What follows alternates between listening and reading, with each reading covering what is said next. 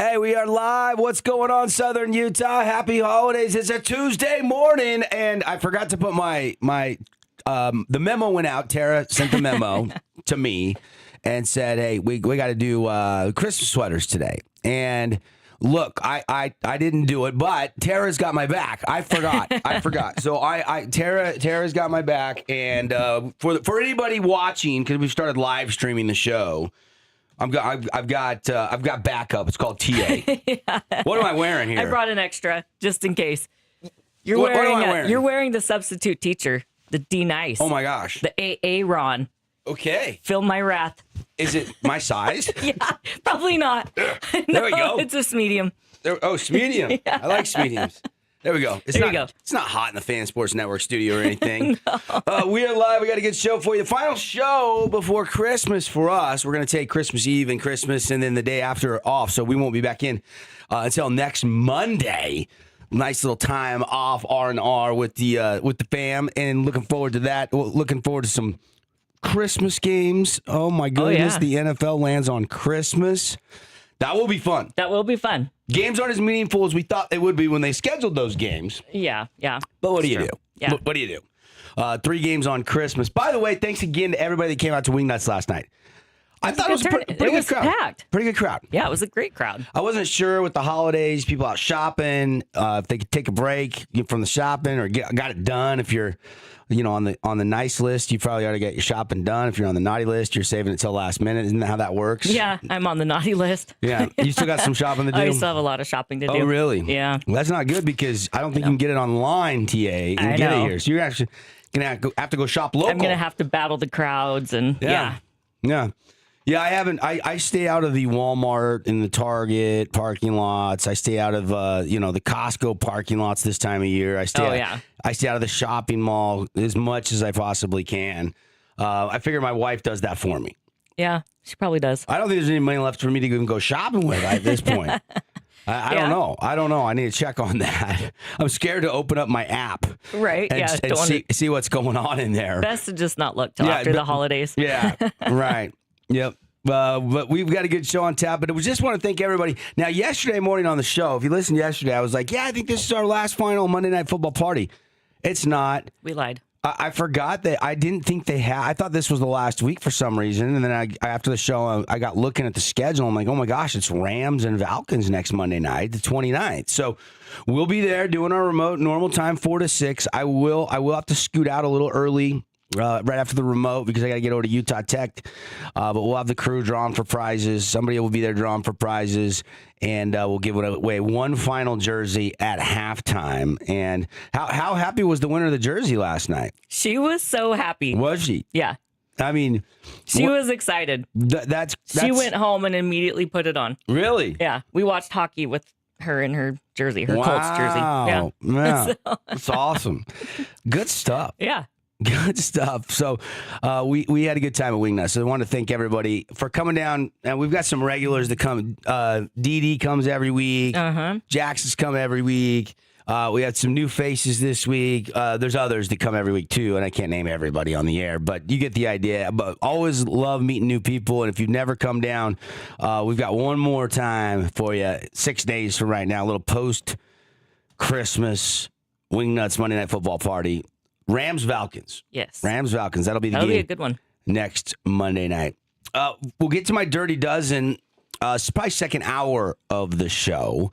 But let's get right to best thing today. We haven't done a best thing for a while. We'll go around the water cooler with our top 8 today. Let's get you the best thing in sports. Tia and I both were keeping tabs on this last night.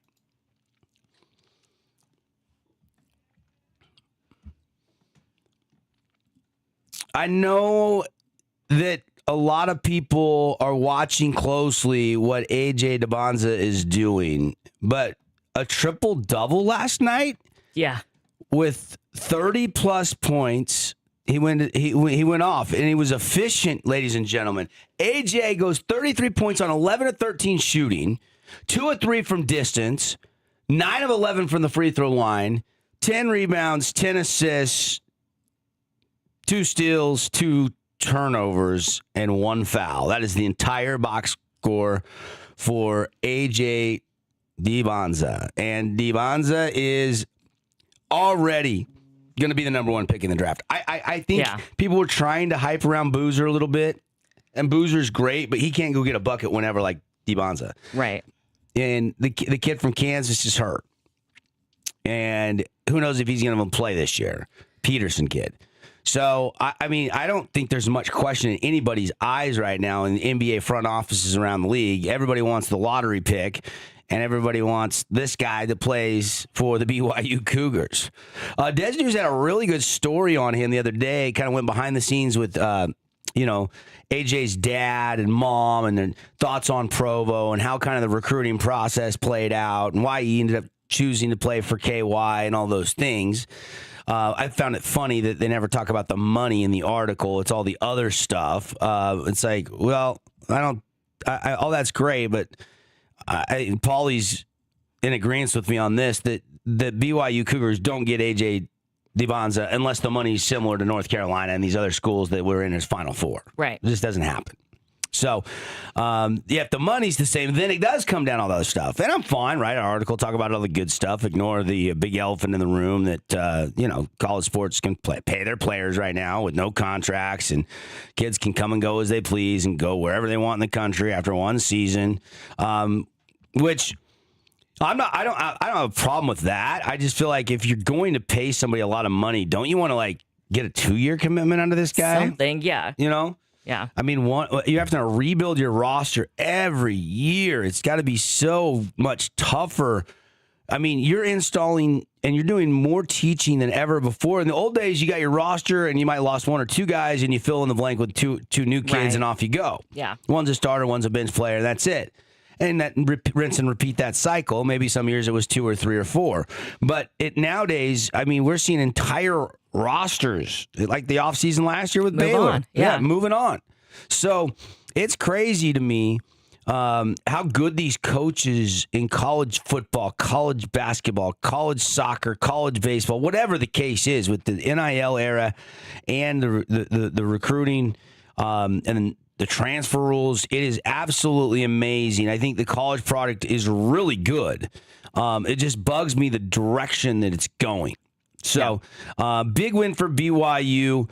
This is the first triple-double for BYU since 2016. So almost 10 years. Yeah. Wow. That's pretty incredible. Yeah. His stats in December are so good. TA, tell our listeners his December stats. He's on a heater right now. So this is per game stats. We have 27.8 points, 8 rebounds, 5.7 assists, 2.3 steals, 65.9% field goals. Woo. Yeah. 60. Yeah. Almost 66%. Yeah. 77.9% free throw, 29.4% 3 points, and the 2.5 turnovers, and then only 1 foul the entire month of December. And the Cougs are 6-0. Yeah.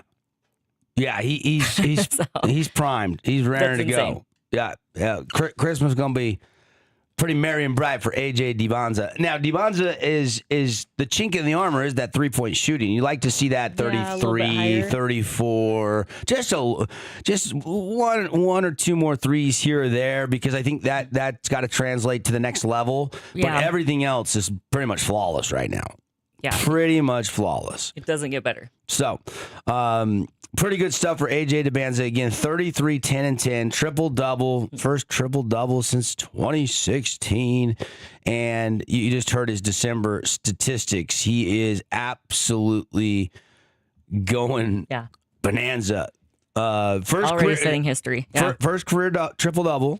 That's nice for him. I mean, I'm sure he had triple-doubles in high school and AU games and whatnot, but he's the youngest player in NCAA history to get a 30-point triple-double. Yeah. Which is incredible. With the 33 points. BYU has never seen anything like him. No. I mean, the number one the NCAA really kind of has it. The best player in the country, the best up-and-coming talent in the world is rocking and rolling right now at the Marriott Center in Provo, Utah. And all eyes are on BYU. The marketing BYU is getting, the publicity they're getting, what KY has landed, and what this means for Cougar basketball moving forward is pretty exciting. It is. Pretty exciting. But you better have your donors on lockdown with the money donations to keep coming, because if you're going to keep getting more AJ DeBonzas, you better have more heaps of money in the years to come. That's the scary notion. But they have proved they want to compete, and they have the partners that will donate to compete. 33, 10, and 10. Mess round, got a triple-double. Oh, I want to play AJ in a game of horse. I think I can. Horse? I think I can. Yeah, I think you're no gonna dunking lose. allowed. No, okay. Yeah. No dunking allowed unless I get one of those little mini trampolines. Oh, there we go. And then that might be that might not. I would pay to see this. That might not go well. AJ had 21 at halftime, 4 rebounds and 4 assists. So, not as many points in the second half, but 6 rebounds and 6 assists.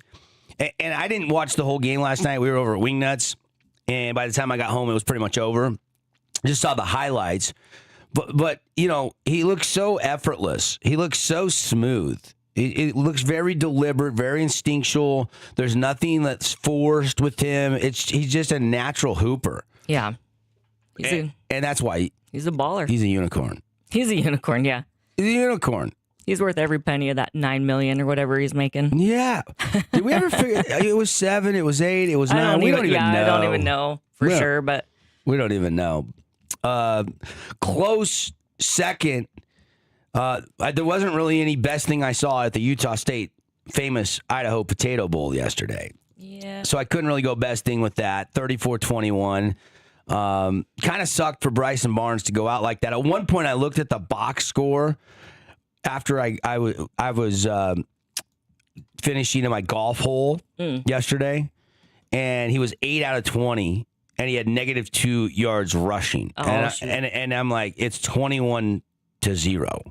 Yeah. And I'm like, this game's over. Because I went to go turn it on. I'm like, let me just check the score. And then I looked at the box, and I'm like, this is ugly. Now, Utah State did end up making things respectable. Here's the one touchdown, TA. Has the touchdown. This is a garbage time touchdown. Don't kid yourself. There's less than 2 minutes to go. Yeah. They're down 31-14 or something like that. But this gives you a little bit of a feel for at least some fight from the Aggies in that second half, trying to come back in the game. For the Cougars. Jacob Conover trying to get on the board, though, one more time for Utah State on a wheel route toward the end zone. It was a perfect throw. It's caught, and it is a touchdown. Devin Jacobs, one of the running backs, with his third receiving touchdown of the season. Yep, at this point, Jacob Conover is in and playing quarterback. So, not a good day for Barnes. Wazoo, the Cougs, they win going away yesterday, 34-21 out there on that Smurf turf. Eckhouse goes for 334 and 3 touchdowns. So good day for the Wazoo quarterback. Yeah.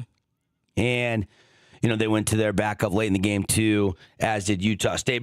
Bryson Barnes' final line was 9 of 21 for 116 yards and a pick. That Wazoo defense got after, made things tough on him.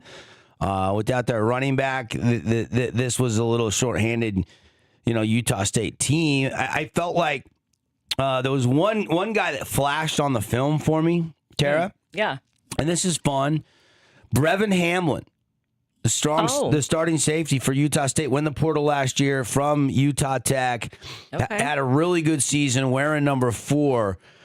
He led them in pass deflections. He had 2 in the game, and he had 9 solo and 12 total tackles.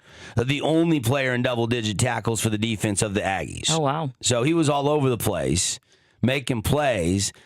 And, happy for Brevin Hamlin that he got to play in a bowl game. That wasn't going to be the case if he had stayed and played this season at Utah Tech. He decides to go in the portal.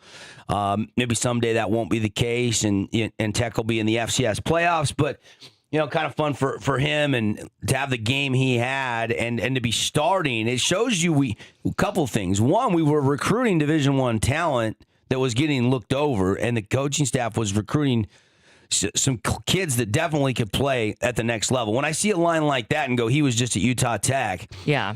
I go, okay, Okay, if you can play and you pop on the film and you're good, they're going to find you. Right. And you go in the portal and they're going to pick you up. And I don't know what kind of NIL deal he got in Logan, if any, much of any. But I see a lot more guys in the portal right now for Utah Tech football, which is going to open here in just a little over a week. Yeah. And a lot of people have already announced. They've already, put in the paperwork. Yeah. And now they're just going to wait till the window opens. And then we're going to have that first 2 weeks of January. We're going to have our head on a social media swivel to try to keep track of all the new faces playing in new places. Yeah. We're going to need a spreadsheet just to keep track of everything. One of the guys that I'm probably most interested in, because I'm most interested in the Utah, in the local scene, is former Desert Hills player Eric Olson. Yes. Because he had a good year from the tight end position, over 500 yards. He did. A bunch of receptions. Really, as a junior now, kind of came in his own. So he's got 1 year of eligibility left. And so, I don't blame it. He's like, hey, we tried to build it. I've been here right from high school. In the last 3 seasons, he's been part of 3 total wins.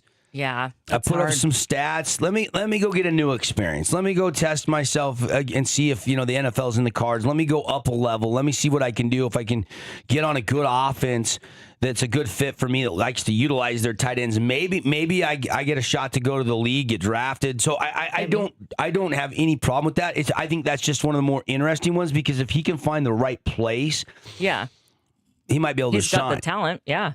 And Brevin Hamlin comes in and all of a sudden Bronco Mendenhall's there and he's rebuilding the program and he's still got a year or 2 of eligibility left. So that's going to be a little bit more of a fun situation to see if he rides that out and they get better the next couple of years. I would imagine they do, in that new Pac-12 fine. So in the years to come. Yeah. I'm actually excited about that a little bit because I love Pac-12 football. All right, we're off and running. Devin and T.A. Paulie's on vacation. Last show of the week. We're rocking the sweaters. My niece is going to come in later in the show. What should we have Molly do to make everybody? We'll have her wish everybody a Merry Christmas and a Happy New Year or something. My niece Molly's going to stop by the studio. She wanted to come in. Yeah. Tara has spoiled her. She said she wanted crepes. I know. So we're at Wingnuts last night. My niece calls me. My niece has Williams syndrome, form of Down syndrome, and she's the sweetest angel on earth. And she calls me up on the old FaceTime, and we're rocking Wingnuts, and she starts talking, and she's like, "Can I come to work tomorrow?" And I'm like, "Oh my gosh, yes, you can come to work tomorrow." And she's coming in, and then some point in the conversation, Tara's like, "What do you like to eat?" She's like, "I like crepes." Crepes. We all like crepes, yeah. Yeah. So I'm about the DoorDash got here about the same time as I did this morning. Yeah. I didn't even know they did DoorDash at 7 a.m. in the morning. Yeah. There's not a lot of places open, but IHOP was open. There you go. Found it. The International House of Pancakes coming through in the clutch with some crepes for the holidays. We're going to have fun today. We're going to get after it. We're off and running. That was the best thing. AJ DeBanza goes for a triple-double.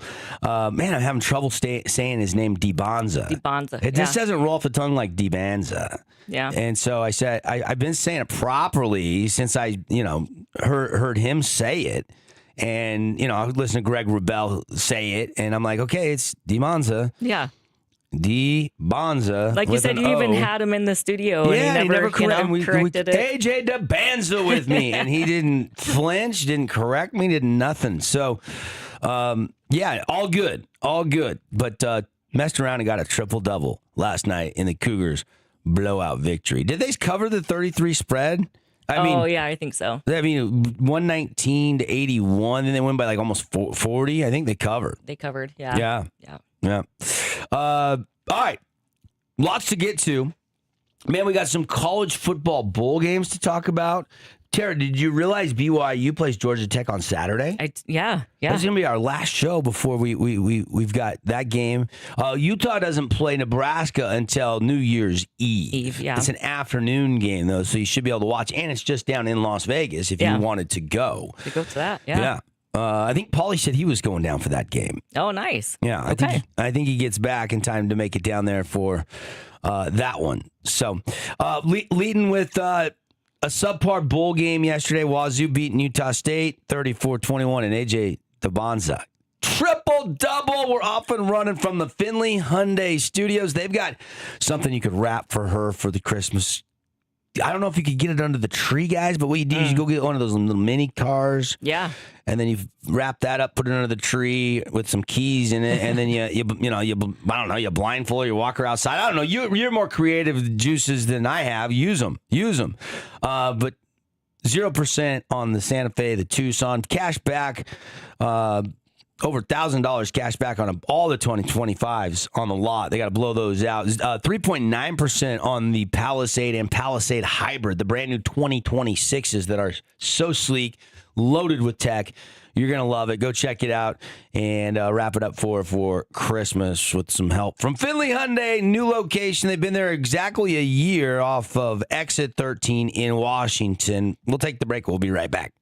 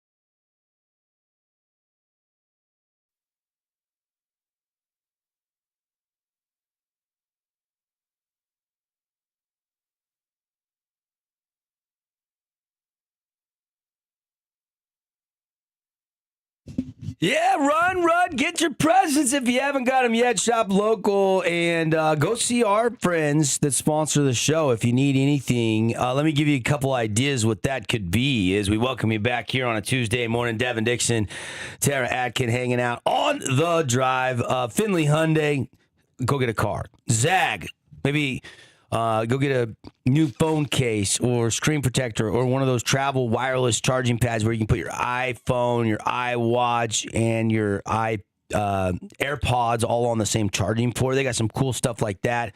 Summit Athletic Club, you could give somebody a membership there, the gift of health. If you don't have your health, you don't have anything. Same can be said about Game Day Men's Health. Maybe encourage somebody over there to go get their free T-test, especially if they're dragging low on energy, over 40, male. That helps. St. George Tent Shop, they've got, for every $100 gift certificate you buy, they're going to give you $15 kicker gift certificate for free. So if you want to do like a $400 tent job, you're going to get, obviously 15 times 4, you're going to get an extra $60 kicker. So you can give that to somebody else towards one, or you can keep it for yourself, or you could just add it to the total. Same thing with Color Country Custom Coating. JC's got a special over there on gift cards. I know that's thinking outside the box a little bit for the holidays, but man, does Dad really need another tie? And if he's got maybe he bought a new nice car or truck, that permanent ceramic coating to protect the paint would be sweet if he's planning on keeping that for a while. Prime IV, go see them. They got some bundles, 6 bundles, all discounted. With the holidays here, you can take care of yourself, or you can give the gift of wellness. Wilkinson's, light it up, lights, maybe a reading light, a new chandelier, new exterior lights, stuff you don't probably think about it for a Christmas gift. But they have tons of cool things in there.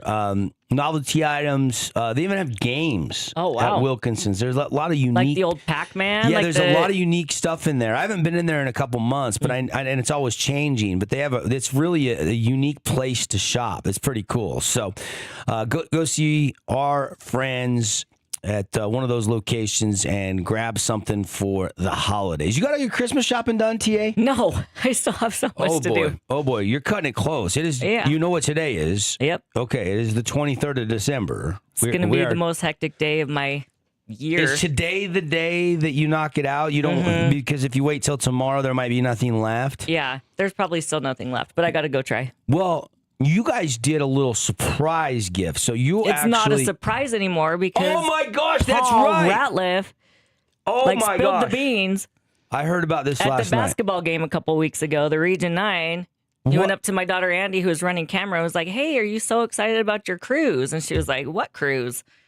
And so it's not a surprise anymore. And then instead of it's over. The surprise is done. Instead of saying, "Oh, wrong Andy," I thought, "Oh, it must be a different Andy going on the cruise," or coming up with some kind of cover up. Andy Thompson or something. It was AT, not figure something else out there, Paulie. Oh my goodness. He panicked. It was deer in the headlights. He didn't know what to do. So then she ratted it out to all the siblings. She did. Yeah, she can't.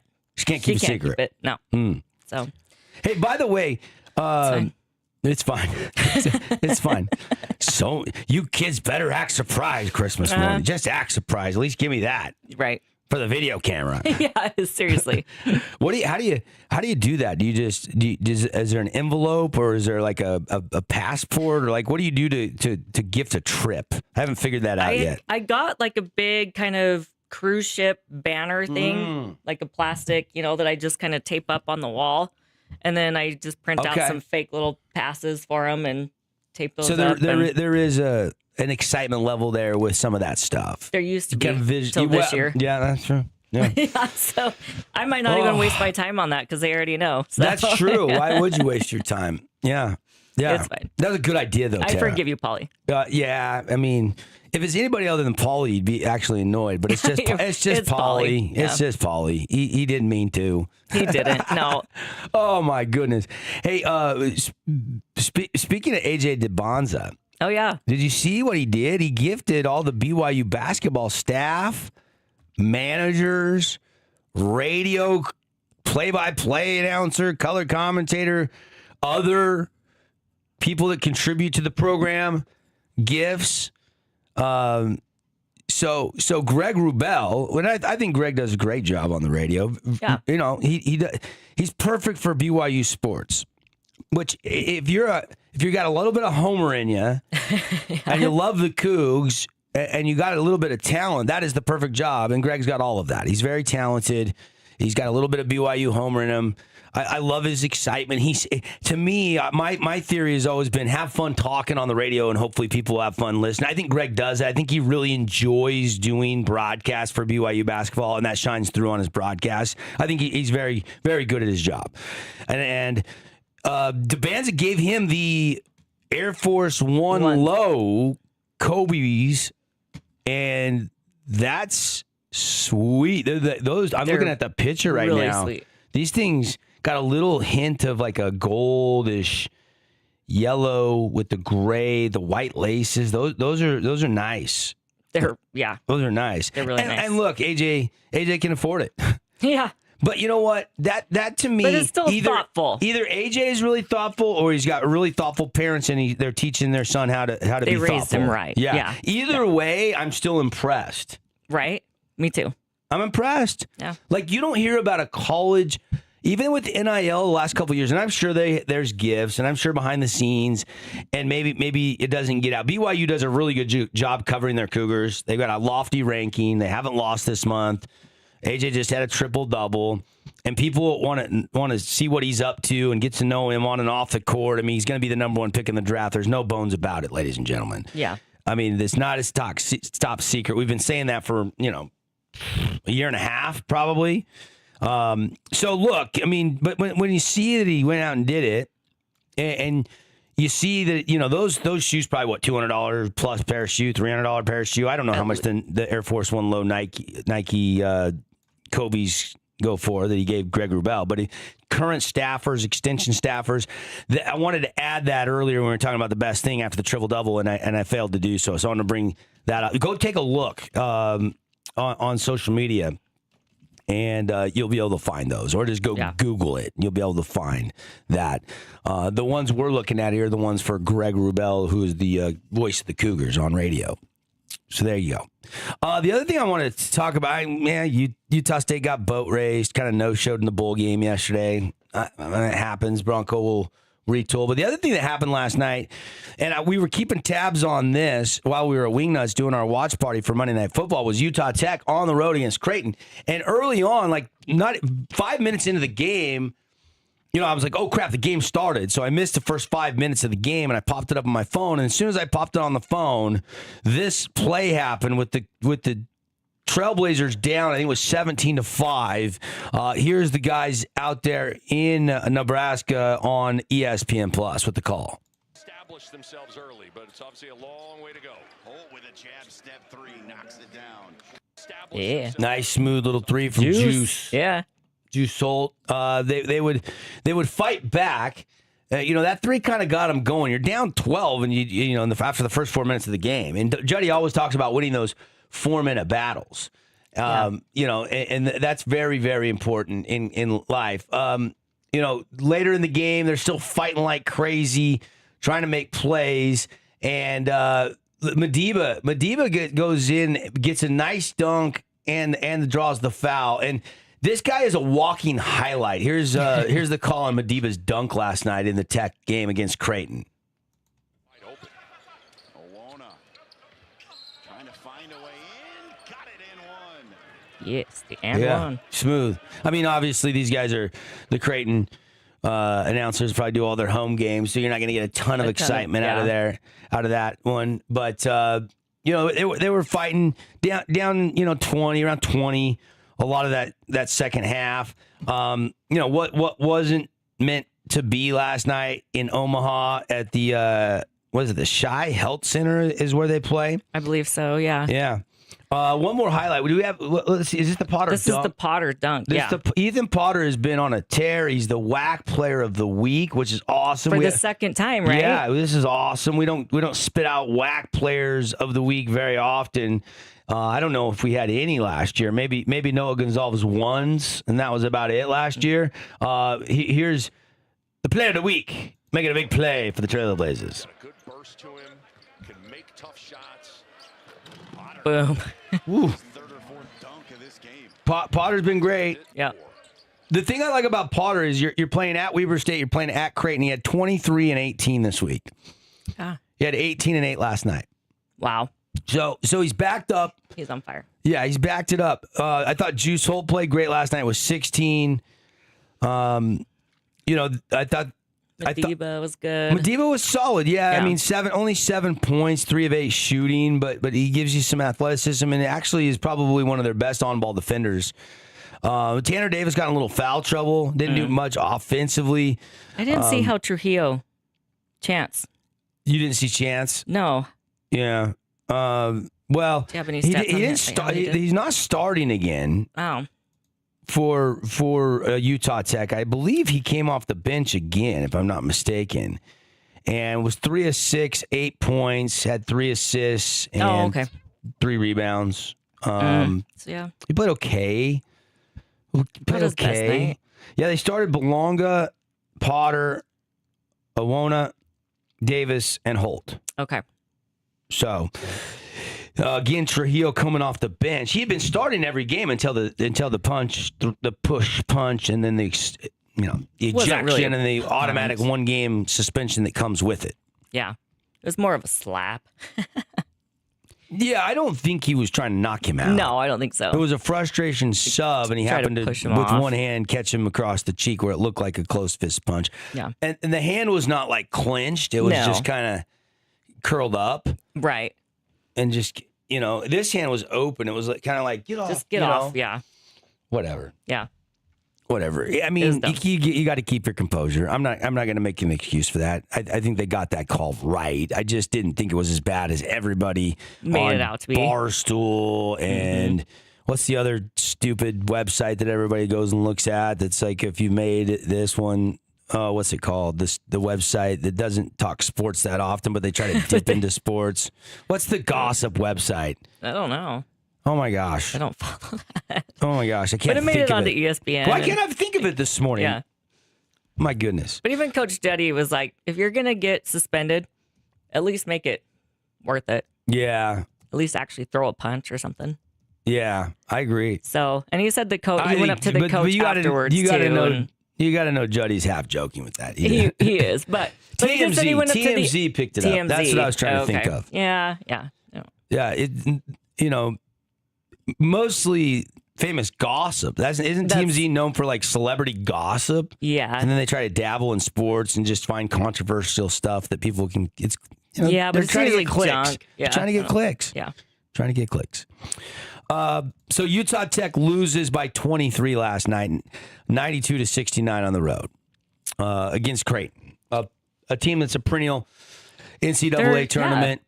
Kyle Korver, former Creighton Blue Jay, former Jazz man. I saw Rod's tweet last night as he was out there covering the game of Korver's jersey retired in the rafters. Oh, okay, yeah. Out there in Omaha. Next game won't be till next Monday, so Blazers are... I don't know if they took a flight home last night or if they stayed the night and they're coming home this morning, but they'll be home for Christmas. Nice. Well, at least in St. That'll George. be nice. Yeah. And then I'm sure Juddy might let the guys go, like maybe give them Thursday, Friday off. Then you get back after it Saturday, Sunday, and Sunday's probably a light walkthrough and film. And then same thing on Monday, shoot around, and then you go at home against SUU on Monday the 29th. And we need to pack the Burns Arena for the SUU game. Students are not in school for SUU or Utah Tech. Yeah. So it's going to be really interesting to see how the community shows out for this first rivalry game. Yeah. I'm excited. It is a rivalry game. Yeah. We've had this debate, but yes, it's a rivalry. It is. Is it the biggest rivalry in sports as mankind knows it? No. Certainly not. No, but for us it but is. for us down in southern Utah, they don't get a lot of love from the northern Utah media that often. This is fun for us. This is fun. We get these two teams down here clashing. We get the men's basketball and women's basketball game 3 times this year. Yeah. They're playing every conference 3 games with some of the schools that have left the WAC recently. Seattle University, Grand Canyon. The WAC has shrunk. Yeah, a lot. Yeah. And we know Tech and SUU are leaving to the Big Sky after this season. Yes. All right, got to get to another break. Rolling through it Tuesday. Happy holidays here from the Finley Hyundai studio. Timeout, and then we're back talking sports on the other side.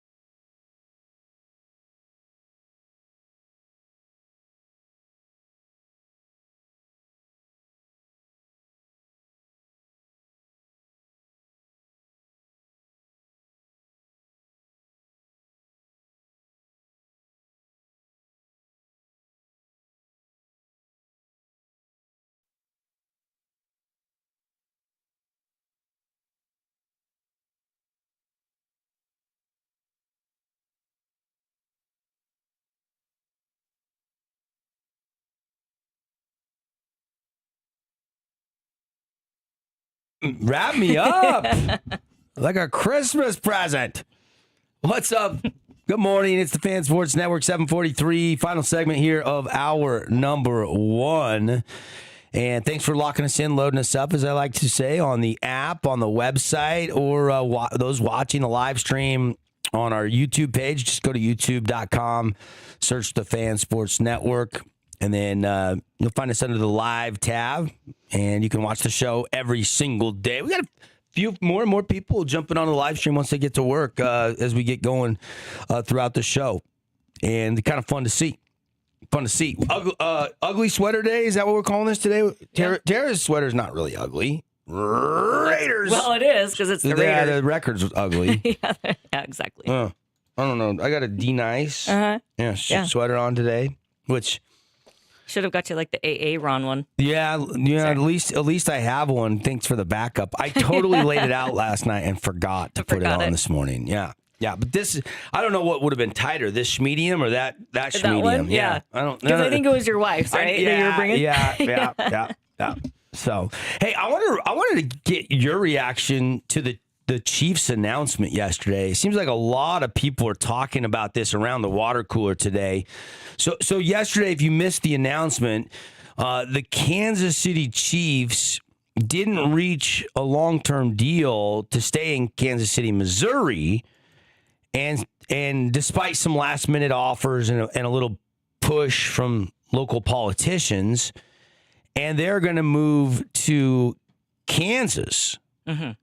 So from Missouri to Kansas. Yeah. And so, there's all these emotions, right? So if you live in Missouri, you're obviously heartbroken right now. Right. And the historic ties to Arrowhead Stadium and all the things that come with the new stadium. All the things that come with the new stadium. Great for the players, great facilities, maybe better configuration of the stadium. But with that, comes potential ticket hikes. Yeah. You're just going across the state line. Maybe Missouri fans feeling a little bit of betrayal after years of loyalty. I bet if you're a Missouri native, your first thought is, how are they leaving our state? That's disappointing. You almost maybe feel a little bit betrayed. Now, how far away are they actually moving, Tara? How in miles? Will you check on that? Let me see how. I don't know how far. See, I do sports, not geography. I've made that well known on the show. But I've been to Arrowhead Stadium. I went out there, I want to say it was 2001, 2002. Seahawks played Kansas City in Kansas City. I'd have to go back and look at the schedules to remember the exact game and tell you the score. 20 to 30 miles. 20 to 30. So it's not. It's literally just hopping the border. Correct. Yeah. That's what I thought. But I didn't know exactly how far it would be, depending on where you park. What the stadium different. So they have the land secured, obviously. Right. They have to have a plan here. And look, Arrowhead is iconic. It's loud.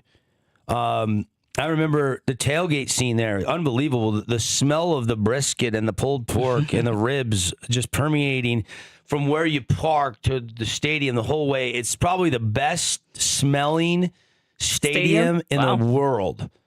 All I remember is just the smell for the walk that we had all the way through the tailgate area, all the way to the stadium was unbelievable. The smell was just amazing. I'm like, this is... And I think that was really the first big tailgate that I went to. I've been to a couple games prior to that, National Football League games.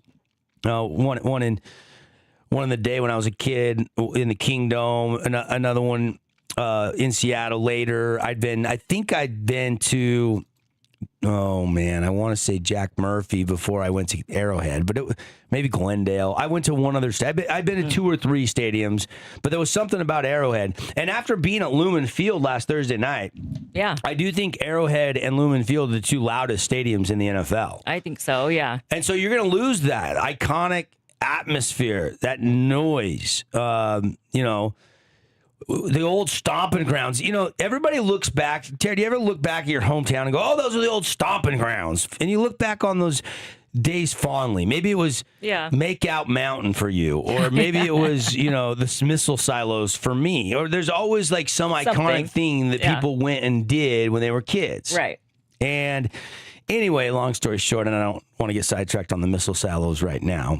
There were, I will say, some hellacious Roman candle fights down there. Nice. But yeah, the fans will question, man, I miss the old stomp grounds. Man, what happened to old Arrowhead?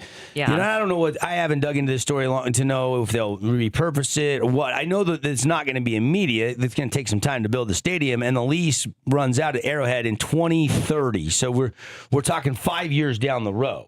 Yeah. They're saying the opening date, the new stadium is expected to open for the start of the 2031 NFL season. 2031. Yeah. Yeah, it's going to be $4 billion stadium. Yeah. Some new 70% funded by the public.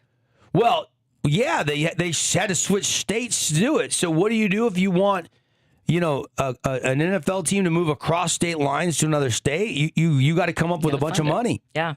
And you got to get your local politicians to approve the little tax increase and whatnot. Right. I'm sure the farmers at the other end of the state are not too happy about that. I wouldn't think so, no. It doesn't do their economic impact much good. Property taxes and stuff, yeah. But look, people in Kansas, the economic impact for the state for years to come is huge, right? Right. So, look, I mean, you can blame Missouri leadership for not securing the team with a better financial package. I heard there was some last minute offers. I know you can blame them for stealing them away and blame everybody in Kansas. It's kind of interesting, right? So it's Kansas City, Missouri. They're moving to Kansas City, Kansas. Yeah. Basically, right? Yeah. So they're still the Kansas City Chiefs. They're not going to change that. It's just a brand new stadium 20, 30 miles away, but it happens to be across state lines. Right. Now, there is some excitement in the counties in Kansas. I mean, huge, like I said, huge economic win, a chance to host major events. You might start landing some major stadium tour concerts, all the other things that come with that. Maybe people, everybody wants to play a college football game, like a game in an NFL stadium during the season. Could you think about, Nebraska playing Kansas or something like that, or Missouri, the Tigers playing a preseason game against somebody else? I mean, you could draw a lot of people and pack that stadium. How many seats is the new stadium going to hold? I don't know if I saw the exact number. It doesn't resonate with me. Yeah. Yeah. But it's supposed to bring in 20,000 jobs. And so, I mean, there is some upside to that. Yeah, it's going to bring in 20,000 jobs. But what about the jobs that they lost at Arrowhead? Are all those people going to transfer over? Are those new jobs now working in a new state? What does that mean? Like, I just have a lot of questions about this. Like, if I think about it, okay, so if we had a team in Utah, say it was the Utah Yetis NFL team, and the Utah Yetis NFL team is in St. George, and all of a sudden local politicians can't get a deal done on the rent and the what it's worth and this and that, and then all of a sudden ownership decides, you know what? We can go right down to Black Rock Road or down a little further to Mesquite, Nevada, and we can put this stadium in, and the public will pay 70%, and the owner only has to pay 30%, coming out of pocket 30%. Yeah. Okay, that makes financial sense. When you're talking about a $4 billion stadium, isn't that what it costs? Roughly, yes, it's going to be. These new stadiums cost that much, right? Yeah. What does this do to the net worth of the Chiefs? We always talk about how much the Cowboys are worth or how much this team is worth. We saw the Broncos sale. The Seahawks sale could be coming down the road. We know Paul Allen's sister, Paul's passed. He sold the Blazers recently. Seahawks, there's no rush, but in the will, the money for the sale is supposed to go to charity and the team can be sold. So we don't know what that looks like if and when that happens. The longer you wait, the more it's worth. Yeah. Obviously. If I want to buy the Seahawks, I'm trying to put a package together now. Right now. Not later. They're winning. Yeah, price is going up now that they're leading the NFC in 12-3. I would have bought the team after last year. Yeah. I would have been put all my marbles in the arena and said, I'll give you $10 billion right now. Of course, I don't have $10 billion. I can't offer $10 billion unless it's in Monopoly money. Yeah. But look, I feel for the fans. I would love to be in Kansas City, Missouri. I would love to go around and talk to 20 people and just be like, what are you feeling? Are you staying loyal? Does location really matter? Are you not going to drive the 20 miles? Is this a big story? Yeah. I think they'll still drive. They're not great this year, but they have a great following because they have been great for so many years in Super Bowls. And everybody's got their opinion on football and a new dome stadium versus the traditional open air Arrowhead experience. I mean, it does get cold in Kansas City in the winter, doesn't it, Sarah? Oh, yeah, it does. What is the temperature in Kansas City, on a random 11 a.m. day, like when they kick off in December? I mean, I got to believe it's, below freezing. Yeah, I don't know if it's as bad as Pittsburgh, but to me, I worry about the loyalty, the location. But for ownership, I'm not going to lie. This looks like just a money business decision. Mm-hmm. There have been, I'm sure that in that neck of the woods there, talking about the Chiefs, the money grab accusations are flying. It's purely business driven by the Hunt family. They don't want to pay all that money for the new stadium, and the other state's saying we'll give 70% of it funded. Okay, we'll do that. Well, good for the neighboring state to come up with the money. Yeah. Don't don't blame. I don't know. There's blame to go around, and Right. I am not happy to this day about Clay Bennett, that lying son of a gun that moved my beloved Seattle Supersonics to Oklahoma City. Yeah. I have to say it's been a pretty good move financially. Yeah. They are the reigning NBA champions. It hasn't been that long ago since a team has relocated, but we don't get teams just relocate every offseason. The Raiders leaving Oakland. I mean, It happens, but yeah. not often. Not often. So, interesting storyline with the Chiefs leaving Arrowhead Stadium. Interesting. We're out of time. Hour one of the books. Be back for hour two.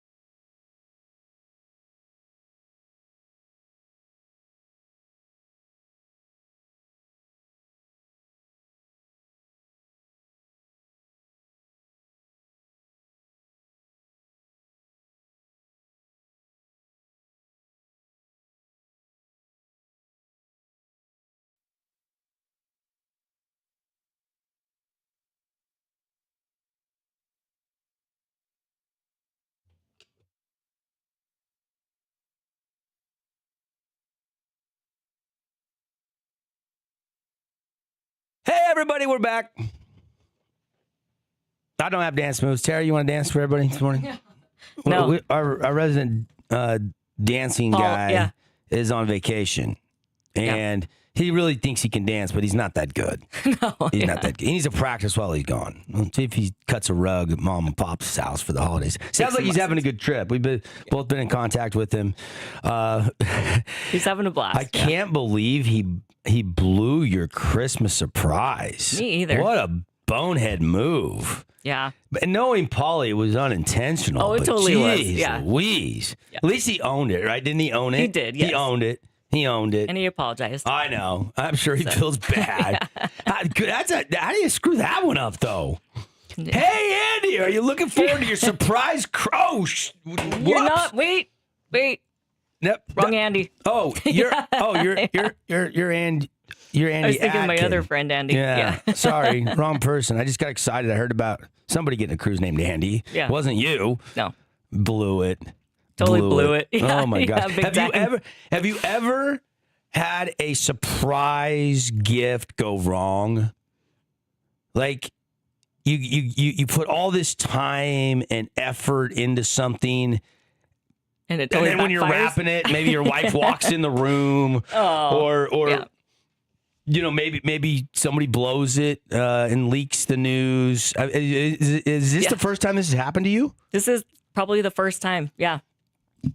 I mean, I've had our Christmas present stolen off an airplane before. What? That's horrible. Yeah. That's even worse. we did one gift because we were traveling, and they were in our checked bag, and they took them out before it got on the plane, and we got to Oahu one Christmas, do a Maui Christmas.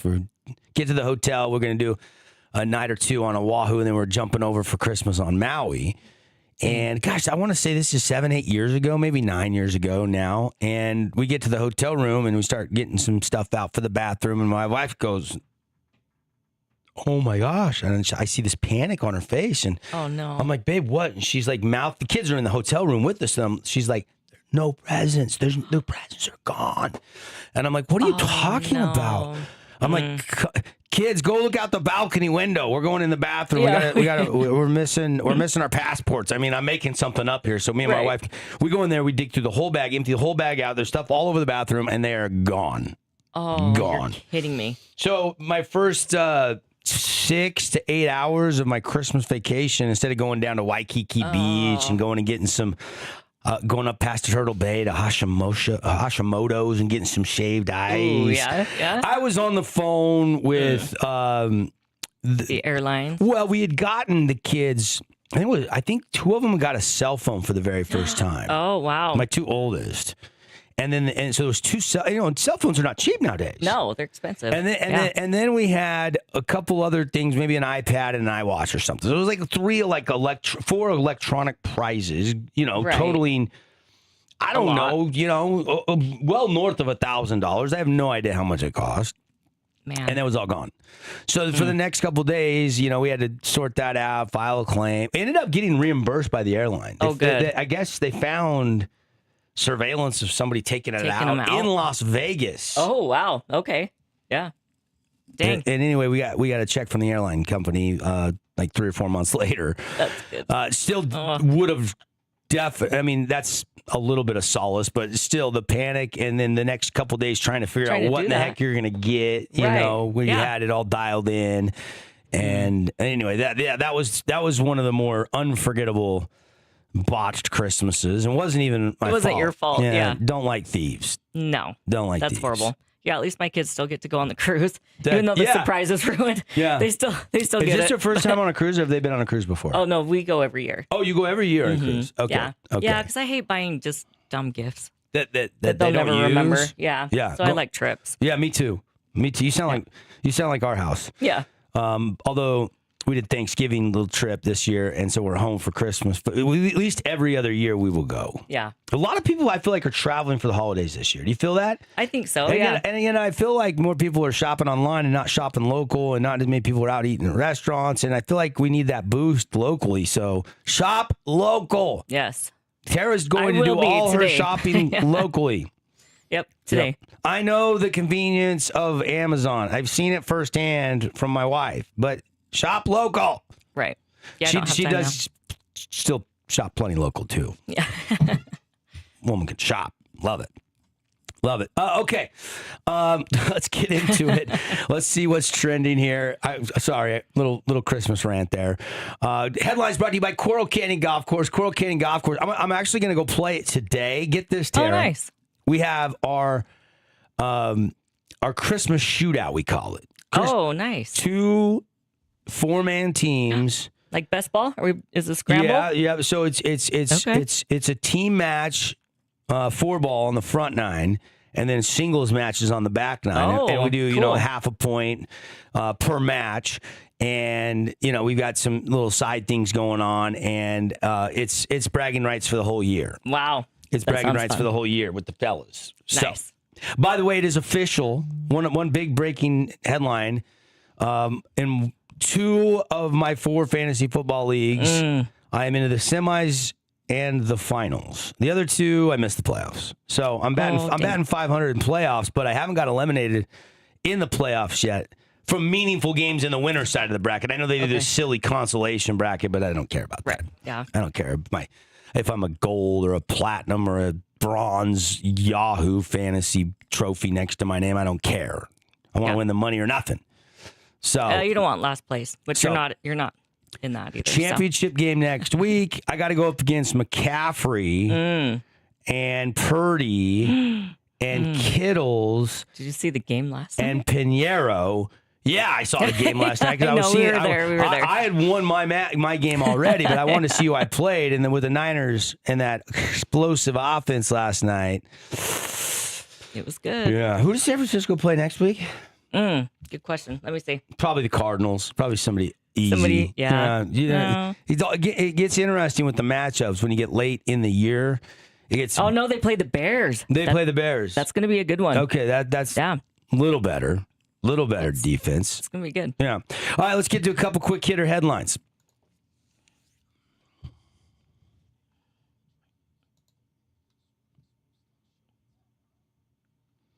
Okay. We are live, and it's Coral Canyon Headlines. And let's start with the thing we led the show with this morning, and it was a couple things. One was A.J. DeBonza. Mm-hmm. DeBonza goes for 33 points, becoming the youngest player to score over 30 points and record a triple-double because he had 10 assists and 10 rebounds. 33, 10, and 10 for A.J. last night. This has been a month to remember. The last couple games in this entire month, he's just been a scoring machine. He's just stuffing the stat sheet. He's averaging nearly 30 a game in December. The Cougars are 6-0. Here's a little clip from the game last night of A.J. defense leading to offense. Give me 1 second. And if you haven't watched DeBonza, you're missing out on the number 1 draft pick right here in Provo, Utah. Like, you should be watching, even if you're not a Cougar fan, this kid is just impressive what he does on a day-to-day basis. And this month, the stats back it up. And I can't, this is early in the game. This is BYU, Eastern Washington last night, and 7-6 game early on. And watch the steal and then watch what happens. I want to be more careful in this one. Here's another one.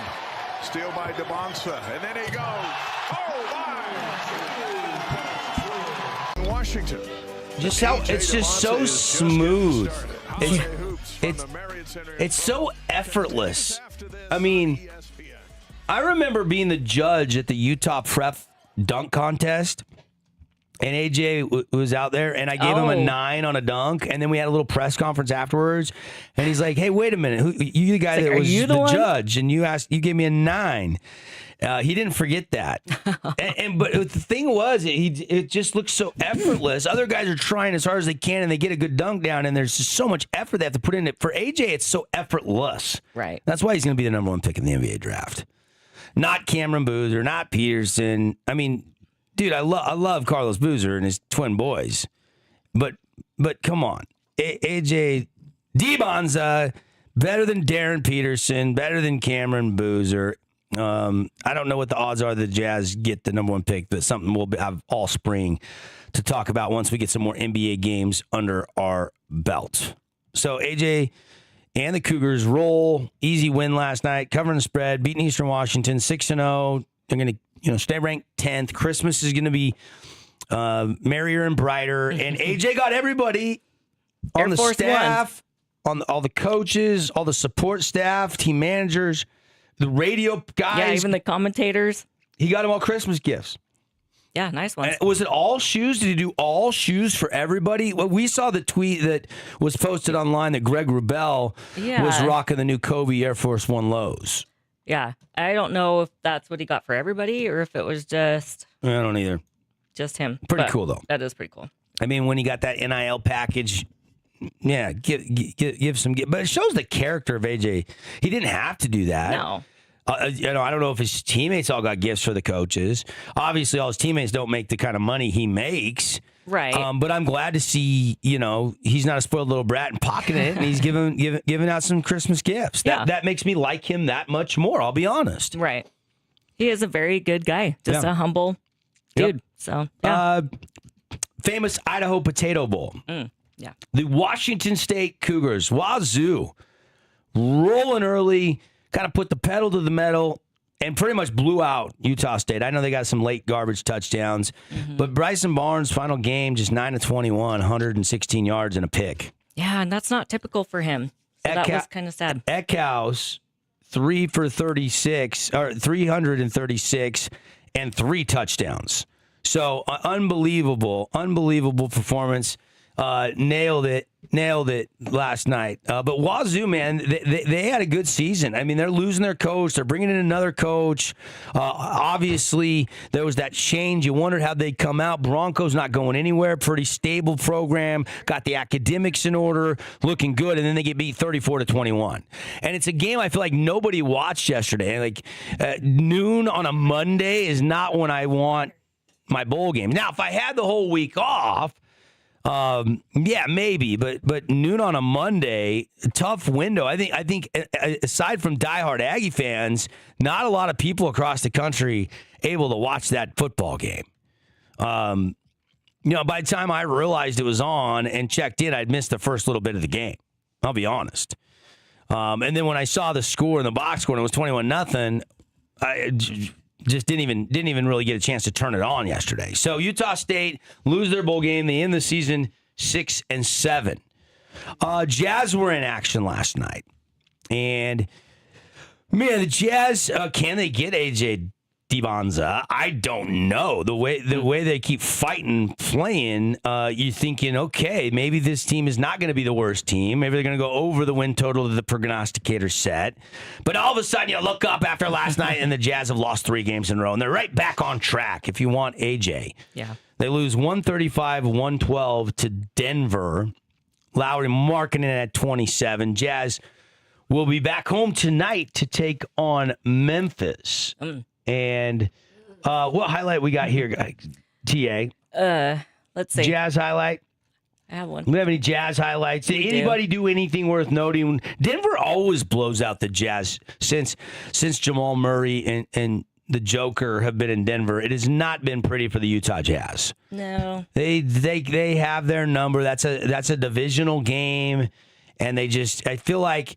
I remember, nobody can remember this guy's name, and I'm about to tell you, but me, because this was the first time that I realized after 4 or 5 times of this happening that no-name guys torched the Utah Jazz. There was a game in which Lina Kleza dropped 50-plus points, and Denver hammered Utah. Linus Kleza. Wow. Do you even remember that name, TA? No. Yeah, it's not a household name. And the Jazz just have a history of getting housed by Denver, and usually it's some no-name guy that they forget. They try to put all their eggs in one basket, stopping one guy, and they end up letting some journeyman NBA player have a career night against them. In this game last night, though, it was really weird. It was spread out. The box was spread out. Markin had 27, Keontae had 20, a couple other guys in double figures. But for Denver, there wasn't a Linus Kleza performance. Jamal had 27. Tim Hardaway Jr. had 21. At least you've heard of those guys. Right. Jokic didn't have to do too much work last night. only had to play 29 minutes, 14 points, 13 rebounds, 13 assists. And he was not the only, AJ Divanza was not the only guy messing around and getting triple-double. Yeah. 14, 13, and 13 for Joker, and it seemed like light work. But they were plus 22 when he was on the floor. Cam Johnson had 20 last night for the Nuggets. 135-112. Jazz lose. Back in action tonight at home at the Delta Center against the Memphis Grizzlies. Oh, wow. So there you go. Of course, all of our high school teams are on moratorium. With school out, nice little break, and we don't get Region 9 basketball games till after the first of the year. What I think the girls go January 6th, and the boys fire back up on January 7th, if I'm not mistaken. I believe so, yeah. Yeah. The other game from last night, game you heard right here on the Fan Sports Network, Utah Tech Trailblazers from out in Nebraska. They were on the road taking Creighton, coming off that nice 82-80 in-state win over Weaver State, but got behind early 17-5. Kind of kept in it though. It was 9-point deficit at the half. It was 43-34. Blazers were trailing, and then things kind of got away a little bit there later on. But right at the end of the first half, they had some momentum. It was a very physical Big East basketball game, and they were letting them play. It was rough and tumble. And this is a bucket by the Blazers that kind of got it back to single digits, and kind of you're thinking at the break, only down 9, this game is still in reach. Step back three. Got it through the contact. He was looking for the foul. Got it through the contact is right. Didn't call the foul, but Juice Soul, that was the second highlight of Juice's we've already played on the show this morning. He was solid. Yeah. Juice was good. They've got SUU now 92-69 the final score. It ends up being a little bit more lopsided on the final scoreboard than you want it to be. That's tough. You go from Weaver, you don't even come home. You jump on a flight in Salt Lake after staying the night. You fly out there to Omaha, and you got to go to Creighton. It's a Big East school, a good school, a historic NCAA team and program. And at the end of the day, just couldn't hang. Yeah. I'd say they hung with them. Okay. All right. Losing by 23 is hanging. Well, I mean, like you said, they're a great basketball program, so yeah, they did pretty good. Yeah. I mean, we don't have FCS and FBS in basketball, though, like we do football. I know. We don't have 2 tiers. And in fact, speaking of that, I think we need 3 tiers Okay. in football. I mean, I really do. I think you need 3 tiers, 3 championships to level the playing field with the NIL and the portal and lower level teams getting rated. I mean, I told you Brevin Hamlin, great example, former Utah Tech Trailblazer. They give him a shot. He comes in, he plays like awesome. He gets starting as a young underclassman, and then boom, he's in the portal and he's gone. And he led Utah State in tackles yesterday with 9 solo and 12 total tackles, 2 pass breakups. Yeah. And a game where Utah State needed all of that because they gave up 34 points. Right. And you're not keeping those type players in St. George. That's why, Montana State, you watch, Dara. Yeah. What is going to happen when Montana State, if they win the championship next week, where they're already into the title game, right? And we got to play them. Utah Tech plays Montana State week 1 or week 2? Next year. Again. Next year. I think it's week 2. You got to go up against the national champs. You're going to see, unless Coach Peterson or Coach Anderson, can pull a rabbit out of his hat this offseason. Yeah. I mean, a lot of the staff is the same. We'll see how many guys ultimately leave in the portal. I don't think that game is competitive. It was last year, though. It was competitive last year, this last fall. This year, I should say. It's still 2025. I already feel like I'm talking like it's 2026. Yeah. It's still 2025. You got to soak up. Oh, it is going to be the season opener. I was wrong. Yeah, season opener. It will be at home, though, at Greater Zion. Yeah. Which will be fun for fans. Right. That is a well-oiled machine, and you don't have to go to Bozeman. Right. Yeah. We are hanging out here live. My niece has made it into the studio. Molly, she wanted to go to work today, so we're putting her to work. She needs to go to work eating those crepes. How do those crepes look over there, Molly? Oh my gosh. They look good? Tyra, it's so nice to meet you, by the way. It's so nice to meet you, too. Oh my gosh. In person. Yeah. Guys, welcome. What is up? How the heck are you? We're doing great. We're just rocking some headlines. I'm so blessed to be back. Yes, it's been way too long. Way too long. Man, so. you haven't been. Your listeners have been asking for you. They've been calling for you. And where have you been? You better be getting good grades. You've probably been in school, right? Yeah. Okay, good. You're not working a side job yet, are you? Well, not yet. Not yet. Okay. But we thought you worked for us. We were just checking, making sure you're still employed with us. We haven't seen you in so long. I know. Where you been hiding? I did like a jazz. I played the clarinet. So. Jazz concert. Awesome. Yeah. And then. So you've been practicing. Is that what you're telling me? You've been spending a lot of time playing the clarinet? Yeah. So. Okay. Do I get to hear it? I didn't get an invite to the concert. We need some Christmas music. Yeah. When's the Christmas concert? It was at. We should have had you bring your clarinet in to play something on the show. Maybe next time, huh? Yeah. Yeah. All right. Molly's going to have some craves. We're going to take a break. That's your top headlines. We're off and running hour 2. My power rankings. When we come back, it's the Dirty Dozen on the Drive.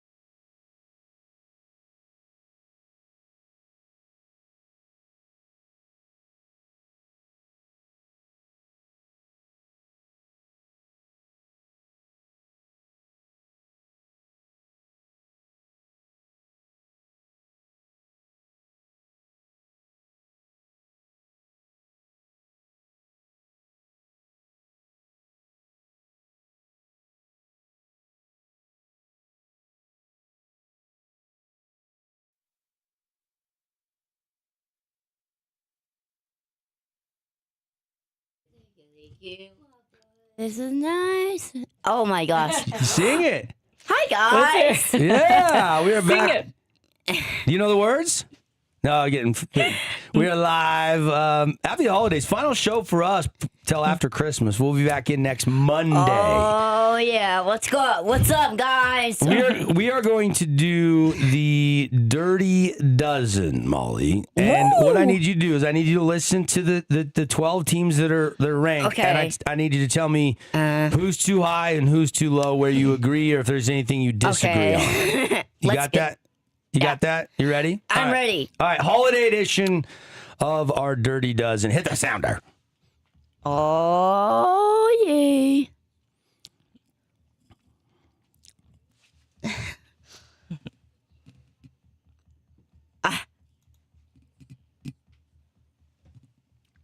Yep, just missing the power rankings this week. I've got the Pittsburgh Steelers. I know they beat the Lions 29-24. Wow. Nice win there for Mike Tomlin. Mike Tomlin assured of another winning season. I'll be honest with the Pittsburgh Steelers. I wanted to put them in. I really did. I just didn't have room. But I will say this. I did not think that Aaron Rodgers was going to work. I didn't think that Adam Thielen would help. I didn't think that the trade for DK Metcalf was enough. But I'll tell you why this team is good. The defense is what it is. The defense is good, and they've got a really good duo in the backfield right now, making it really easy for Aaron Rodgers. If you haven't seen what Jaylen Warren and Kenneth Gainwell are doing out of the backfield in the run game and what they're doing in the trenches, all of a sudden Steelers 9-6 looks like Aaron Rodgers going to the postseason. I will say this, DK Metcalf, you got to be smarter. Yeah, he's got to be smarter than. Yeah. Mike. You can't punch a fan. No, he's done. No. You can't punch a fan. And what did I say yesterday? I said 2-game suspension. It was my guess because that's the rest of the regular season. That's what he got. And then I know the fine. What did I guess on the fine yesterday? $200,000 or something. Yeah. But there was a tweet was it Ian Rappaport? Rappaport, yeah. Ian Rappaport tweeted that DK Metcalf could lose all of his guaranteed money in his contract and the rest of his money this year. Yes. Okay. Oh no. Unbelievable. We're talking about $45 million in guaranteed money. Remember, he signed a $100 million contract. There must be some clause, and I haven't ever heard of this in a contract where a player is got a void in their guaranteed money if they get suspended and fined. Right. Yeah, this is crazy. So they looked at this and said, okay, DK, we like you. We like your big physical wide receiving skills, but we don't like the penalties. We don't like the extracurricular. So here's what we're going to do. If you want $100 million, here you go, big bag of money, but there's this language in the contract. Now, it'll be really interesting to see as they sort that out. You know, he can be very, very unhappy at times, and you got to keep DK Metcalf happy. So they might come to some concessions out there. I have no idea. No idea. This is a big deal, though. This is a big deal that they don't have him. They haven't clinched the division yet, and he's going to miss the final 2 games. He is hurting his team. Rough. Yeah, because he leads the team in targets, reception yards, and touchdowns. So he's going to really hurt the team right now. 100%. Over one dumb thing. So I could not quite put them in, but this is so Steelers just missing, Panthers just missing, Lions just missing, kind of outside my dirty dozen. All right, let's get to who's in my top 12. Oh yeah, guys. Number 12, I got the Green Bay Packers. I'm worried about their health. I mean, the one thing is I was watching the Packers game as they lost to the Bears and blew that lead and lost in overtime is how much they didn't have a consistent pass rush. They really missed Micah Parsons against the Bears. Yep. And with Jordan Love hurt, it just wasn't enough. I still like Green Bay. I really like their defense. I think their receiving core is getting better. But man, oh man, without that pass rush, you really have to wonder what's going to happen. And I'm not very confident in Green Bay making a deep run in the postseason because of that. Yeah, it's gonna be rough. Me too. You agree with me? They're like super competitive, and they got to kick their butt off. That's right. That's right. So they had to do it like I agree. away. Oh yeah, get the ding out. Let's go round for round. So Green Bay at 12. You agree with that? Yes. Okay. Oh, that was a good yeah. Yeah, it was. All right, moving on. All right. Number 11. All right, Philadelphia Eagles here for me. Eagles have put up some impressive numbers. The offenses kind of got rolling a little bit. They scored 31 and 29 on Saturday. So the last two games, 31 and 29. But that's against the Raiders and the Commanders. Exactly. Doesn't really impress you that much. Now, the garbage late score for the Commanders, that game was never close. So they're winning easily. You wonder how much the Eagles can rest Saquon or Jalen or AJ or some key guys on the defensive side of the ball because they've already wrapped up the division with their win and Dallas's loss. They are your division champs. I got the Eagles, the reigning Super Bowl champs, hanging on at number 11. Oh, yeah. Number 10.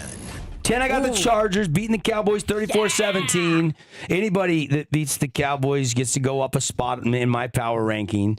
Offensive line is suspect, but when Justin Herbert had time to throw, he was dicing the Dallas defense apart. And he put up 34 points on the road. So, like the Chargers at 11-4 here at number 10. Oh, yeah. Number 9. 10, I got the Texans. It was not an impressive win, but it was a win nonetheless. They beat the Raiders 23-21. After the last 4 games, you got to believe in this defense, but I didn't like seeing the Raiders. And Ashton Genty had his best game of the season, at least fantasy-wise, because he caught a touchdown at over a 160-yarder. Yeah. Had a 56-yard touchdown run on the ground. And almost 200 total yards of offense for Ashton Genty and 2 touchdowns against the Texans.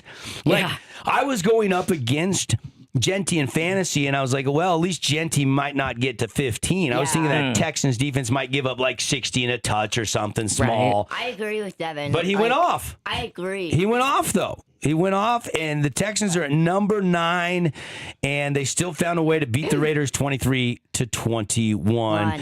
Big game this weekend at the Chargers, and that game is Saturday afternoon, 2:30. That is when the Texans and Chargers will meet next. It's a Saturday game post-Christmas. I'm so excited. I bet you are. Let's get to the top 8, should we? Oh, yeah. Top 8, my favorite. All right, it's getting tougher. Here we go. Oh, gosh. Number 8. Oh, man, this is a tense one. Yeah, this is 8. Beat the Packers last week. That should give you a clue. The Bears. The Bears at number 8. I got them up 2 spots. They beat the Packers. They're moving up. They're 11-4. Is this the new norm for the Bears, or is the magic going to run out at some point because they keep finding ways to win miraculous games? I mean, Caleb Williams' game-winning pass to DJ Moore was incredible. It was the best single best play I think I saw on Sunday. Oh, yeah. It was incredible. Deep post route. DJ did not have much separation. That ball falls right into his outstretched hands. The DB is draped all over him, 55 yards downfield. It was incredible. Bears at number 8. They beat the Packers 22-16. Number 7. I've got the Denver Broncos sliding down from number 2 to number 7 here. They lose to it's the way they lost. They lost 34-20. And I'm more worried about the Broncos defense all of a sudden than I am their offense. Right. Yeah, they can't stop it. Bo Nix still had a pretty good day, but the Broncos defense got slapped around at home by T-Law and Jacksonville. And Jacksonville might be better than I thought. I have not given them a lot of love that they have deserved, but this week they are on the rise. But I got Denver falling down from 2, down 5 spots to number 7. Still could win the AFC, still could be the number 1 seed. They're sitting there at 12-3. Oh, yeah. Number 6. Number 6, my favorite. That's right. My God. That's right. Number 6, but not my favorite team at number 6. Why? We saw them last night. I got San Francisco here. Oh, wow. The 49ers beat the Colts 48-27. And do you realize that do you guys know who Thomas Morstead is? I don't know. Okay, Thomas Morstead is the punter for the 49ers. He has not punted in December. His last punt was November 30th. What?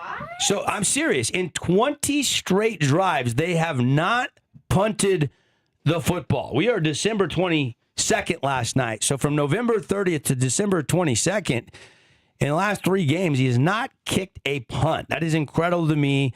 I got San Francisco at number 6, and Christian McCaffrey is your comeback player of the year, and there's no doubt about it. What a monster performance. And what about Purdy? And Kittles and Purdy. Purdy was good last night. It was 5 touchdowns. You know what was funny to me last night is watching Purdy with his rib jacket on, all slim and in shape, and then watching Phillip Rivers in his flak jacket podging around out there. Just a little bit of body shape difference between Brock Purdy and look. Phil Rivers is rocking the dad bod. You can't hate on him. He's still doing an amazing job. I'm not hating on him. Okay. I just said it was a drastic. It was a huge difference.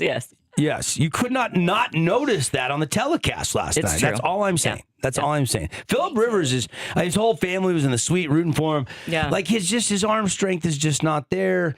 I know it was a last ditch effort to try to rejuvenate the team, and he knows the offense. His mind is there. His reads are good. His football IQ is amazing. I swear to everything. Last night he would throw great passes if your name was Alec Pierce or Josh Downs. Right. But Tyler Warren, your big tight end, he could not hit Tyler Warren to save a penny. Yeah. I mean, he could not hit Tyler Warren, and he was open a couple times, and Rivers just flat out missed him time and time and time again. Yeah. He's the big 6'5" tight end. Yeah. And you can hit the little tiny receiver. Your biggest target. Yeah. I can't figure it out. Yeah. Go figure. I got San Fran at number 6. Wait. How about number 7? Number 5. Oh, 5 is where I've got the Buffalo Bills. Bills beat the Browns 23-20. I actually, believe it or not, dropped the Bills a spot. Yeah. I'm dropping that was not an impressive win to me. I know a win is a win. I get that. The defense, okay, you held the Cleveland Browns to 20, and you knocked out their best offensive player in Quinshon Judkins to an ACL. I mean, look, Josh Allen didn't even throw a touchdown pass. Right. what? Didn't run one.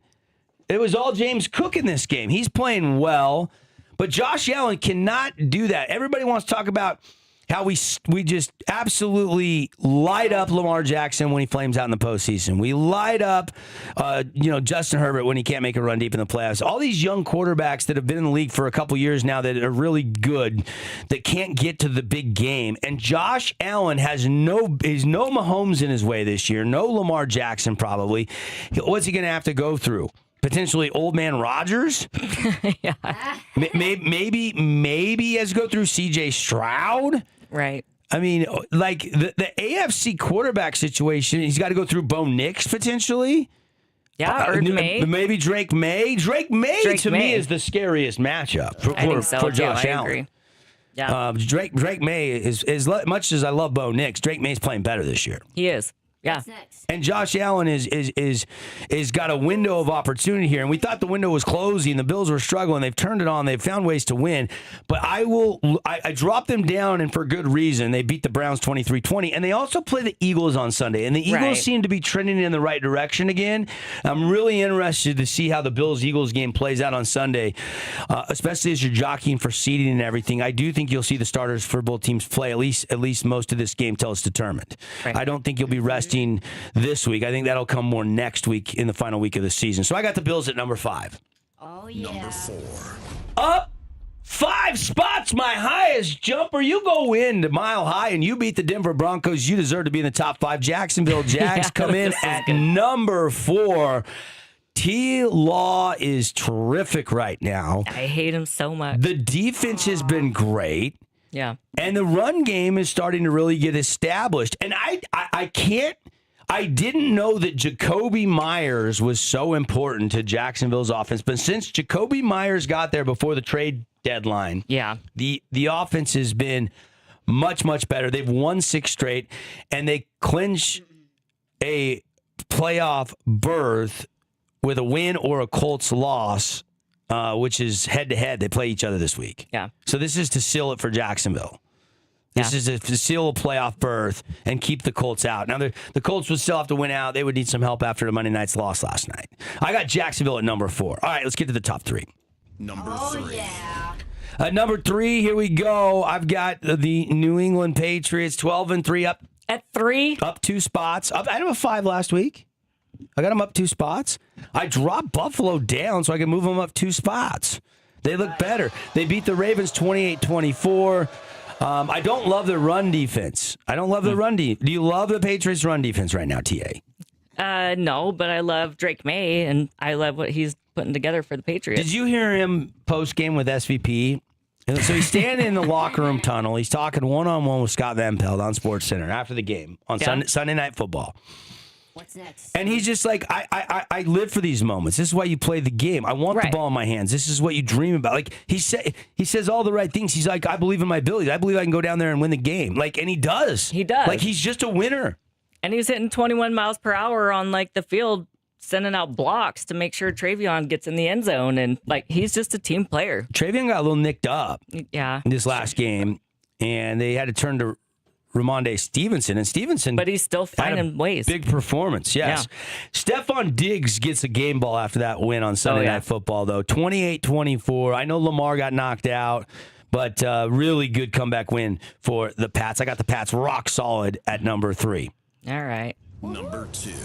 Well, this is pretty easy for me. I'm going to NFC West, not once, but twice. At 2, I drop them down 1 spot from number 1. That is the Los Angeles Rams at 11-4. They, of course, lose to Seattle. I had a front row seat for that game. Well, not literally front row seat, but I was in the stadium for that game last Thursday night. Seahawks win it. And look, man, this is crazy.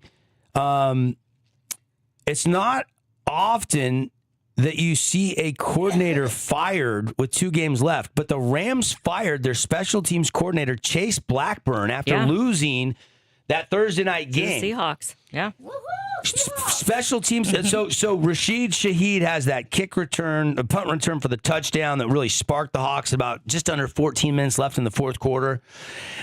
All the 2-point conversions, and they fired 2 games left in the season. And you get fired.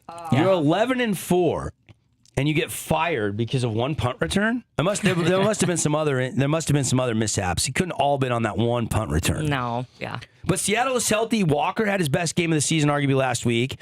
Jackson Smith and Jigba got held for no catches in the first half, goes for 8 for 96 and a touchdown in the second half. Puka, despite Puka going off, you still beat them. And I know people will say, well, no Devontae Adams. But look, Seattle didn't have Charles Cross, their starting left tackle. There's other guys that are injured. I don't buy the injury excuse in divisional games late in the season. You go with who you've got. Right. And Seattle was able to win that game. So I dropped the Rams to number 2. Okay, wow. I know this one. Well, of course you do.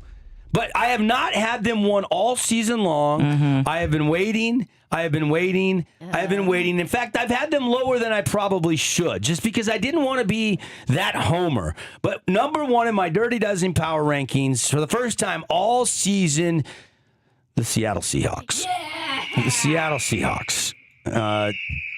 Obviously, I would be lying if I'm not concerned about Sam Darnold's untimely turnovers that he's had in the last month of the season.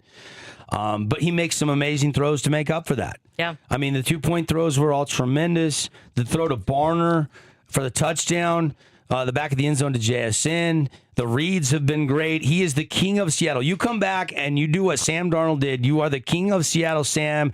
You eat where you want. You will go where you want.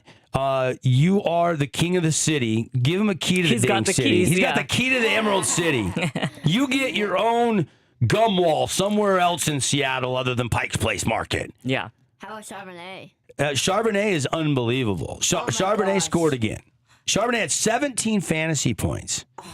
Charbonnet ZC is the man. Favorite. Your favorite. Yeah. Like, he signed to me. You got a signed autograph. Really? Oh my gosh. That moment just was the How do you describe it? So fun. so cool. Yeah. Zach Charbonnet. That was the Seattle played Arizona that game, right? Right. Yeah, and you waited for Zach and he signed. Yes. That's great. Zach Charbonnet for the win. Yes. Let's go. All Molly is asking, Santa Claus for Christmas is a Seattle Seahawks Super Bowl, right, Molly? That's all you want. And an Apple Watch. Oh, and an Apple Watch. Oh, Way to there we sneak go. that in. Yeah. Gotcha. Good job. So you Yeah. can check the Seahawks scores on your It's watch, on record right? now. Yeah. I got to check the scores on your Apple Watch. That's the Dirty Dozen. Seahawks 1, Rams 2, Patriots 3. I got Jacksonville at 4 and Buffalo at number 5. Rounding out 6 through 10, I had San Francisco, Denver, the Bears, The Bears. the Texans, and the Chargers, and then the Eagles and the Packers. Steelers still just on the outside looking in. All right, final break. We'll come back. We'll wrap things up.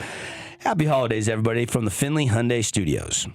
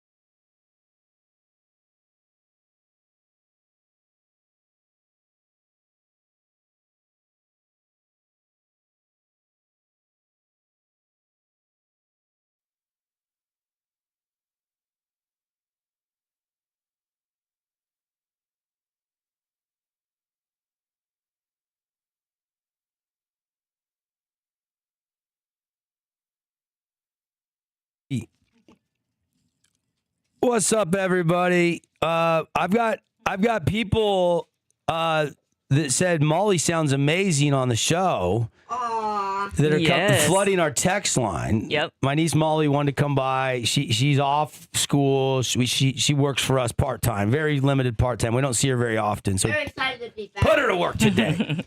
She got some. Now I've given Molly an assignment, Tara. Yes. The top 5 things that make it feel like Christmas. I'm really interested to see what she comes with. She's gonna have to think about it. She might need to write it down.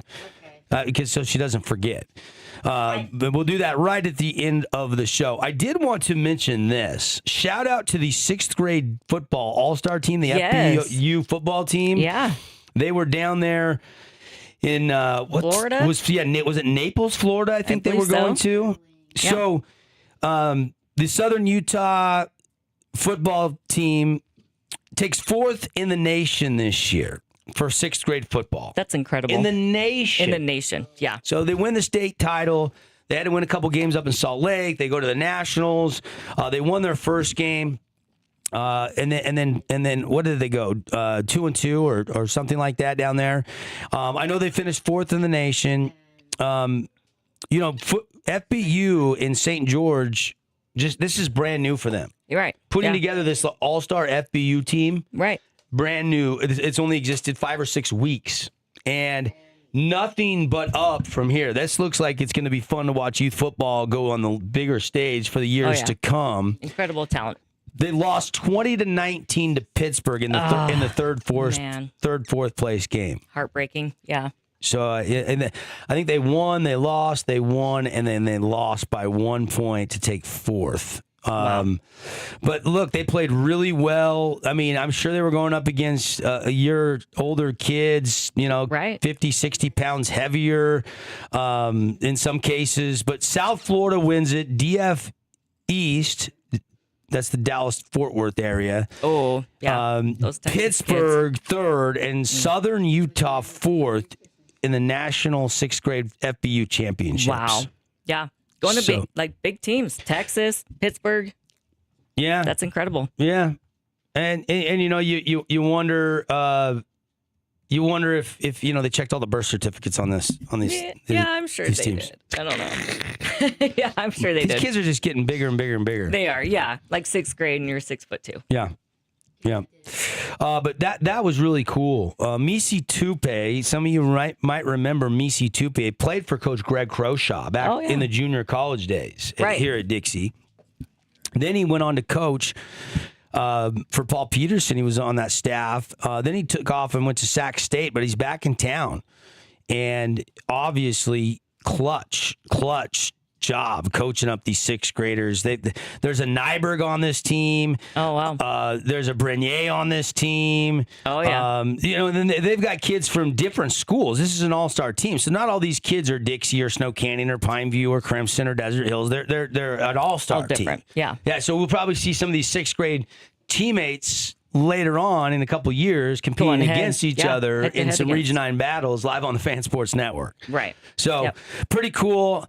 I didn't get to watch all of the games, but a lot of fun. A lot of fun to see them have some success and take 4th. Since this is the last show of the week, TA, and we got like 3 minutes. We've got 3 minutes. Do you like BYU in their bowl game on Saturday? Number 12 BYU, number 22 Georgia Tech. I'm taking BYU. Yeah. They are favored. Yeah. They are favored. 1:30 on ABC. On Saturday, BYU, the matchup predictor giving BYU a 65.7% chance. Oh, okay. Georgia Tech 34.3%. If you haven't seen Haynes King play, you might remember the story about the Georgia Tech player that was sleeping at the facility. Yes, yeah. This kid is Mr. Everything to Georgia Tech football. Their quarterback, he runs it, he throws it. Crap, he could probably throw it to himself and run it in. Like, this kid is a one-man wrecking crew. If you haven't watched him play this year, I think you'll enjoy watching Haynes King play. I know Bears should be healthy to go, it sounds like, although, pretty shaken up after that last game. Yeah. BYU is favored by 4.5 points. 4.5-point favorites on Saturday. Good luck to all of our contestants that won either first or second in our Zags pick of the week. Zag and Kabuto. We've got the playoff pickoff going on right now. Right. So everybody is making their picks for that. Not open for you to go play, but we got a grand prize package for first and second from all of the weekly first or second place winners. Yeah. All right. Tara, what's your number one on your list that makes you feel like it's Christmas? Like I said, watching Christmas movies in the hot tub. Christmas movies in the hot tub. That feels like Christmas. National Lampoon's Christmas Vacation, Elf, some of our favorites. Yeah. Okay. Not putting ornaments on the Christmas tree. Watching Christmas getting my movies Christmas tree in up the is hot tub. big too, but yeah. No, I like it. That's a great answer. That whatever Christmas feels like is personal preference. I'm just kind of jealous. I've never. Maybe I just need to get a hot tub. Yeah, I don't know what I'm missing out on. Right. Molly, what's your list? What do you got here? You had an assignment. The number of top 5 things that make it feel like Christmas to you. Christmas caroling, hot cocoa, Christmas music, spending time with family, wishing everybody sing a Merry Christmas. Oh, I love it. Merry Christmas, guys. Yes. I love being back. We missed you. Yes. I know. I've been busy. What are you gonna do? Are you going anywhere for Christmas? Or are you gonna be home? So, my grandma and grandpa are here. Oh, so you gonna stay home fun. for Christmas? You're gonna have the whole family. So, So you're gonna do some Christmas caroling with them since that made your top 5? Are you gonna go to Benson Boone's house and serenade him? There you go. You should. Tara was telling us in the commercial Come to break my neighborhood. Yeah. that there's a report Benson Boone is home for Christmas, and there's gonna be a lot of Christmas carolers at Benson Boone's house. You want to go caroling? Couple days ago. 10 seconds. Say Merry Christmas to everybody. Merry Christmas, guys. Oh, my goodness. You guys have the best holiday. We're off the rest of the week. We'll see you next Monday. This is The Drive from the Finley Hyundai Studios. We out of here.